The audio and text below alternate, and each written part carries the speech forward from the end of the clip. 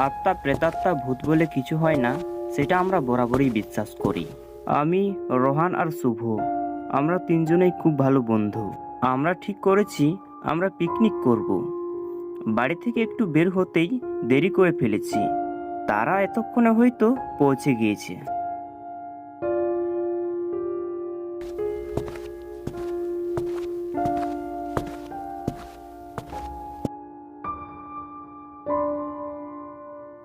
এতক্ষণে একটা গাড়ি দেখাও নেই, আর জায়গাটা এতটা নির্জন, একটা লোকেরও দেখা নেই। কটার দিকে যে পৌঁছবো তারও ঠিক নেই। এমন সময় আমি দেখতে পেলাম একটা 3 চাকাওয়ালা অটো এদিকেই আসছে।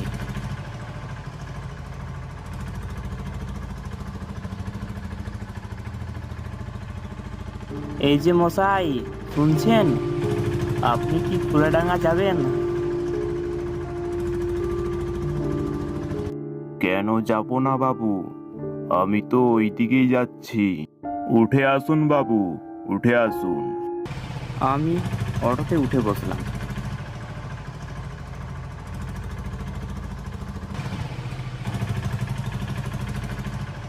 বাবা, এত নির্জন জায়গা, একটা গাড়ি দেখাও পাচ্ছিলাম না। ভাগ্যিস আপনি এলেন। গাড়িও এদিকে খুব কমেই চলে বাবু। আমিও শেষ ভাড়ার আশায় ছিলাম। তা মশাই, আপনার নাম কি? আগে আমার নাম কেষ্টু। আপনার বাড়ি কি এইদিকেই? না বাবু, আমার বাড়ি এখান থেকে অনেক দূর। ও আচ্ছা। তা মশাই, চুয়াডাঙ্গা পৌঁছতে কত সময় লাগবে? ঠিক তা বলতে পারবো না বাবু, কারণ আমি ওই পথে খুব কমেই গেছি। আমি আর কথা বাড়ালাম না, অটোটাও ছুটে চলেছে গ্রামের মেঠো পথ। হঠাৎ চোখে পড়ল সামনে অটো থামানোর জন্য একটি লোক হাত নাড়াচ্ছে। কাছে যেতে চিনতে পারলাম, এটা তো শুভ। এই যে দাদা, একটু দাঁড়ান। কিরে, তুই এখানে দাঁড়িয়ে আছিস কেন? আরে বলিস না, একটাও গাড়ি দেখা পেলাম না। সেই কখন থেকে দাঁড়িয়ে আছি। আমি তো ভাবছিলাম আজ আমার যাওয়াই হবে না। আরে তাড়াতাড়ি উঠে আয়, দেরি করিস না।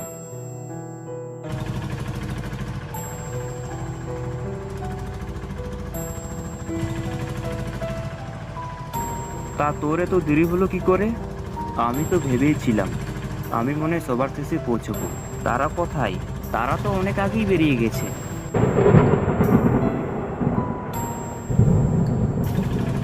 দেখ সুমিত, আকাশটা কেমন মেঘে ঢেকে গেছে, মনে হচ্ছে বৃষ্টি নামবে। তা যা বলেছিস, বৃষ্টি নামার আগেই পৌঁছতে পারলে ভালো। আর কতক্ষণ সময় লাগবে কে জানে। পাশের ওই রাস্তা দিয়ে নিয়ে গেলে আমরা তাড়াতাড়ি পৌঁছে যাব বাবু। নিয়ে যাব কি ওই রাস্তা দিয়ে? হ্যাঁ হ্যাঁ, নিয়ে চলো, ওইখান দিয়ে নিয়ে চলো।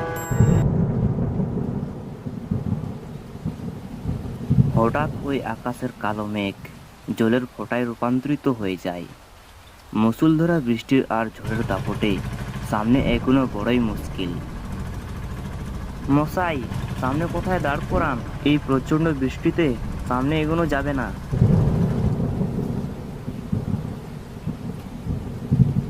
কিরে রোহান, তোরা এখানে দাঁড়িয়ে দাঁড়িয়ে ভিজছিস কেন?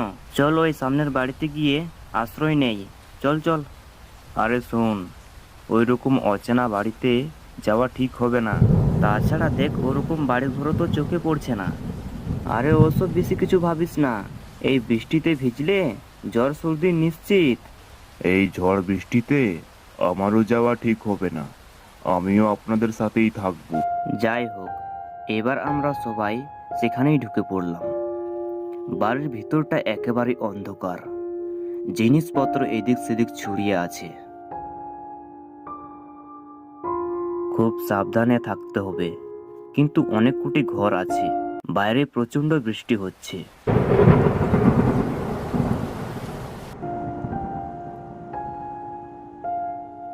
ঘরের ভিতরে একটা অনেক বড় আয়না আছে। সেটা প্রথমে কেউ খেয়াল করেনি, তবে রোহান সেটা খেয়াল করেছে।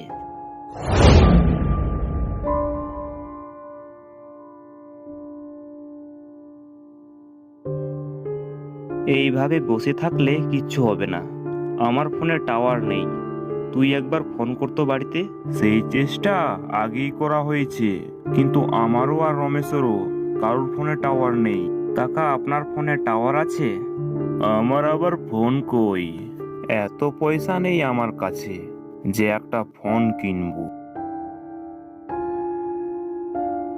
বাড়ির সাথে কোনো রকম যোগাযোগ করা সম্ভব হচ্ছে না। আমাদের বাড়ির সবাই চিন্তা করছে।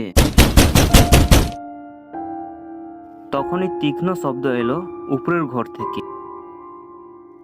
মনে হয় উপরের রুমে কেউ আছে, আমাদের মতো বৃষ্টিতে আশ্রয় নিয়েছে। চল তো সবাই গিয়ে দেখে আসি।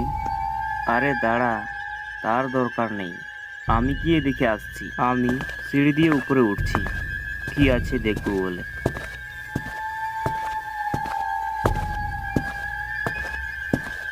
আমি রুমে এসে গিয়ে দেখি রুমে কেউ নেই, কিন্তু কি ধুলো মাখা ভাঙা চেয়ার ছাড়া আর কিচ্ছু নেই।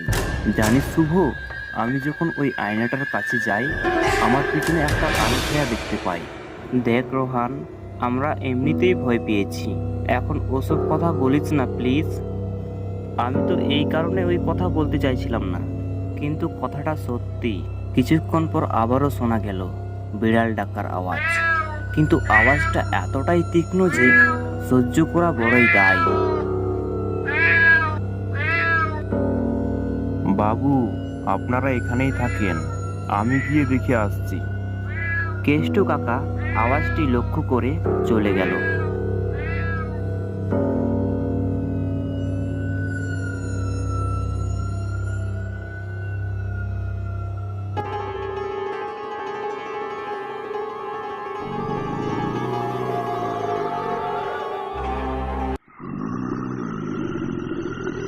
আরে বাপরে, কে হয়? এটা কি করে হলো? আমি ভালো করেই লক্ষ্য করেছি, আমার কাঁধে হাত রাখা। ওই লোকগুলোও তো ওই দিকে আছে, তার মানে ভূত ভূত, এখানে ভূত আছে। এখানে ভূত আছে, পালাও। ভূত? কি বলছো এসব? হ্যাঁ সত্যি, আমার কাঁধে হাত রাখা, কিন্তু পিছনে তাকিয়ে দেখলাম পিছনে কেউ নেই। আমি এখানে থাকবো না, আমি চললাম এই বৃষ্টির মধ্যে। কি বলছো তুমি? তুমি চলে গেলে আমাদের কি হবে? এইভাবে আমাদেরকে রেখে যেও না প্লিজ। এখনো ঝড় না থামলেও কিন্তু বৃষ্টির দাপট কমেনি, আর তার সাথে মেঘের গর্জন। ওই দেখ, সামনে কে যেন দাঁড়িয়ে আছে। কই কই, আমি তো কিছুই দেখতে পাচ্ছি না। আমি স্পষ্ট দেখলাম কে যেন ওখানে দাঁড়িয়েছিল। ওই দেখ, ওখানে কে যেন দাঁড়িয়ে আছে। তুই কি কিছুই দেখতে পাচ্ছিস না? তখনই হঠাৎ শোনা গেল সিঁড়ি দিয়ে কেউ যেন নিচে নেমে আসছে। এবার কেমন যেন আমারও ভয় করছে। উপরে তো কেউ নেই, তবে আওয়াজগুলো পার্শ্বের দরজাটা খুলছে আর বন্ধ হচ্ছে। এটা কি হচ্ছে?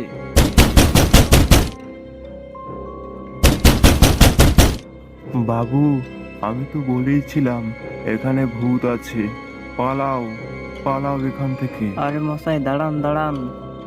কেষ্টু কাকা আমাদের কথা না শুনে ঘর থেকে বেরিয়ে গেল। রমেশ, আমারও ব্যাপারটার সুবিধের মনে হচ্ছে না। এমন সময় কেষ্টুর বুক ফাটা আওয়াজ আমাদের কানে ভেসে এলো। আমরা সেখানে এক মুহূর্তেও দাঁড়িয়ে থাকলাম, আওয়াজটার দিকে ছুটতে লাগলাম। ছুটতে ছুটতে বাড়ির বাইরে এসে দেখলাম কেষ্টু কাকা আহত অবস্থায় শুয়ে আছে। এই অবস্থা কি করলো আপনার? নরপিশাচ বাবু, নরপিশাচ। তাড়াতাড়ি উঠো আর সবাই এখান থেকে পালাও।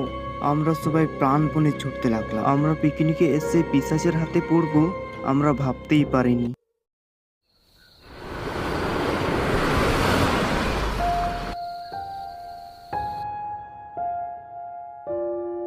রাত 9:10, সবে মাত্র অফিস ছুটি হলো আমার। অফিস শেষে বাড়ির পথে হাঁটছি। আমি রোহান সরকার, একটা বেসরকারিতে চাকরি করি। অফিস থেকে আমার বাড়ি 10 থেকে 15 মিনিটের পথ। পরিবেশটা বেশ ঠান্ডা।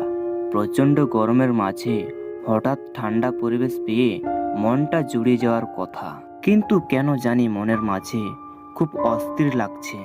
বাবার কথা আজ ভীষণ মনে পড়ছে। বাবাকে ছেড়ে এই শহরে আমাকে একদম ভালো লাগে না। ভালো না লাগলেও বা কি, আমি একমাত্র ছেলে, আমার উপর সব দায়িত্ব। বাবাকে এত করে বলেছি আমার সাথে শহরে থাকতে, কিন্তু কে বা শোনে কার কথা। সে গ্রামের বাড়ি ছেড়ে একটুকু শহরে আসতে চায় না। আমি বাবাকে প্রচণ্ড ভালোবাসি, যদিও বেশি স্মৃতি নেই। আমার মায়ের কথা মনে হলে বুকের ভেতরটা ফাঁকা ফাঁকা লাগে। আমি ছোট থাকতেই মাকে হারিয়েছি। মায়ের আদর শাসন কোনোটাই ভালোভাবে পাওয়া হয়নি। তবে বাবা আমাকে কিছুই বুঝতে দেয়নি। অনেক আদর যত্ন করে আমাকে বড় করেছে। আর এখন আমি লেখাপড়া শিখে প্রতিষ্ঠিত।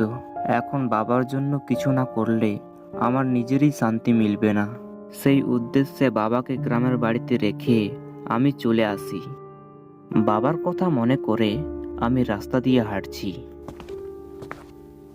আমি একসময় হাঁটতে হাঁটতে স্ট্যান্ডে চলে আসলাম। বেশ অন্ধকার ঘেরা রাত, আকাশ জুড়ে কালো মেঘের ঢেউ, কখন জানি বৃষ্টি নামবে। এখন আমি বাস স্ট্যান্ডে দাঁড়িয়ে আছি, গাড়ি আসার অপেক্ষায়। শহরের রাস্তায় এত গাড়ি, কিন্তু এখন চোখের সামনে একটা গাড়িও চোখে পড়ছে না। দু একটা গাড়ি যাচ্ছে, আমি হাত দিয়ে তাদের ডাকলেও থামছে না। বুঝলাম তারা কেউ যেতেই আগ্রহ নয়। বেশ অনেকক্ষণ থেকে দাঁড়িয়ে থাকার পর একটি অটো এদিকেই আসছে। অটোটি আমাকে দেখে দাঁড়িয়ে গেল। তখনই আমি অটোওয়ালাকে বললাম, দাদা যাবেন নাকি রহিনটোলা গ্রামে? না বাবু, এত রাতে এত দূরের পথে যাব না। আপনারা না গেলে আমি কি করে যাই বলুন তো? বলি, যানবাহন কিসের জন্য আবিষ্কার করা হয়েছে? দূরের পথ যাওয়ার জন্যই নাকি? এত লেকচার তো দিতে বলেনি ভাই। দ্বিগুণ ভাড়া দিব। চলুন না দাদা। আমার কথায় অটোওয়ালা কিছুক্ষণ চুপচাপ হয়ে গেল। হাবভাব দেখে বোঝা যাচ্ছে সে যেতে আগ্রহী। ঠিক আছে, আমি যাব, কিন্তু গ্রামের ভিতর আমি যেতে পারবো না। ওদিকের রাস্তা বেশি খারাপ। আমি আপনাকে শিমুলতলার মোড়ে নামিয়ে দিব, ঠিক আছে? ঠিক আছে দাদা, তাই চলুন। তারপর না হয় আমি কষ্ট করে হেঁটে চলে যাব। অটোতে বসে মনের অস্থিরতা খানিকটা কমালো, কিন্তু একটা চিন্তা বারবার মনে আসছে। আমি কি আজ নিরাপদে বাবার কাছে ফিরে যেতে পারবো? নিজের চিন্তায় নিজেই অবাক হলাম। এমন ভাবা তো কোনো বিষয় নেই। অটোওয়ালা শিমুলতলার মোড়ে নামিয়ে দিয়ে বাকিটা পথ হেঁটেই যেতে পারবো। রাস্তার অবস্থা ভালো না, আমার হেঁটে যেতে অনেক সময় লাগবে। না হয় অটোওয়ালাকে আর কিছু টাকা বাড়িয়ে যদি রাজি করাতে পারতাম। আমার চিন্তার মাঝে অটোওয়ালা থামিয়ে দিয়ে বলল, নামুন বাবু।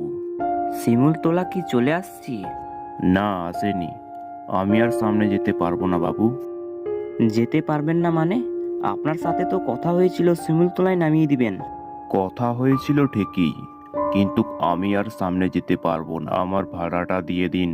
এটা কোনো কথা হলো? আপনি যাবেন না মানে? আমাকে আবার বাড়ি যেতে হবে। নামেন বাবু, আমি আর এই রাস্তায় যেতে পারবো না। এই রাস্তায় সমস্যা আছে। কি সমস্যা আছে? শুনেছি এই রাস্তায় প্রেতাত্মাদের আড্ডাখানা। ভূত প্রেতাত্মা এই যুগে কেউ বিশ্বাস করে নাকি? আপনি নামেন বাবু, আপনি কষ্ট করে হেঁটে যান। অটোওয়ালা আর কিছুতেই রাজি হলো না। আমিও অটো থেকে নেমে গেলাম। সাবধানে যাবেন বাবু, এই রাস্তাটা ভালো নয়। অটোওয়ালার কথা শুনে আমার মেজাজ বিগড়ে গেল। শিমুলতলার মোড়ে তো নিয়ে গেল না, উল্টো ভয় দেখিয়ে চলে গেল।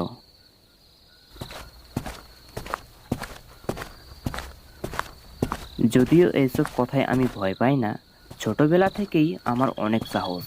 সচক্ষে ভূত দেখার জন্য কতবার যে শ্মশানে গেছি। ভূত থাকলে তো অবশ্যই দেখতে পেতাম, তাই এইসব কথায় আর ভয় লাগে না। নিস্তব্ধ রাতে একা হাঁটছি, দুপাশে ঘন জঙ্গলে ঘেরা।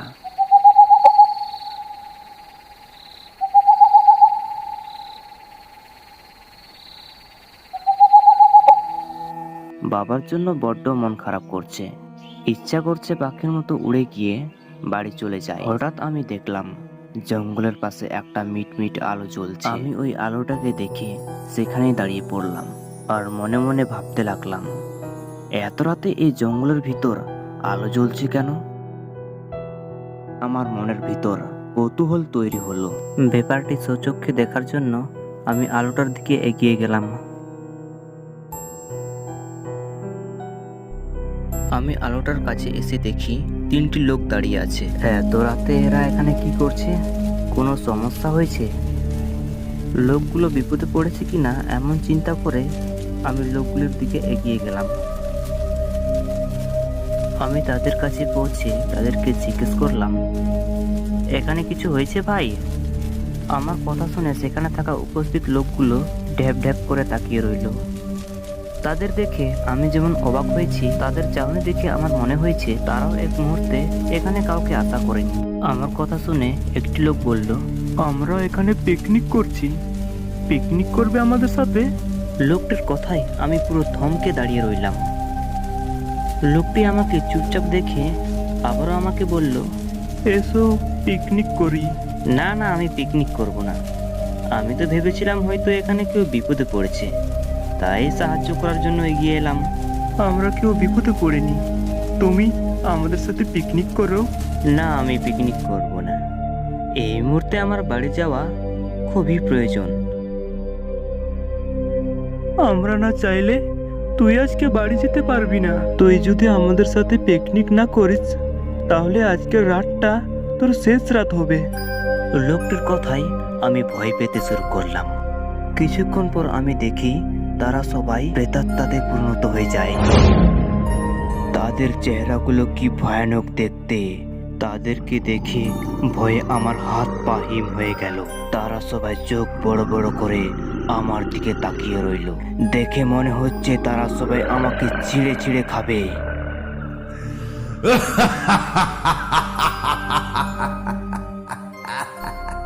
এসো আমরা পিকনিক করি।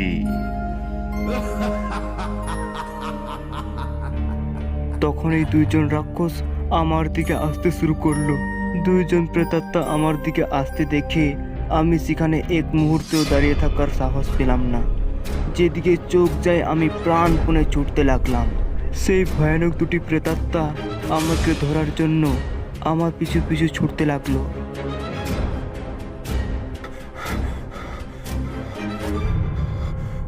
আমি ছুটতে ছুটতে বেশি দূর যেতে সক্ষম হলাম না। আমি জ্ঞান হারিয়ে মাটিতে লুটিয়ে পড়ি।